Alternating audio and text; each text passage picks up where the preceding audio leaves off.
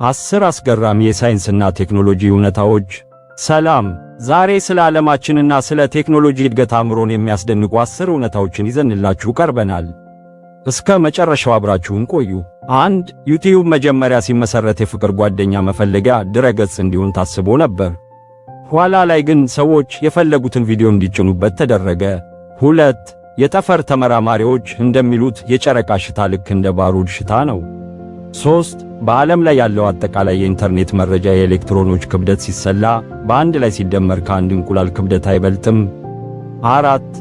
አንድ ነጠላ የመብረቅ ብልጭታ ከፀሐይ ወለል በ5 እጥፍ የሚበልጥ ሙቀት አለው። 5.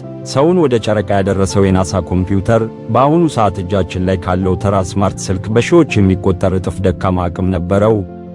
6. ከምንተነፍሰው ኦክስጅን ውስጥ ከግማሽ በላይ የሚመረተው በውቅያኖስ ውስጥ በሚገኙ ትናንሽ የባህር እጽዋት ነው።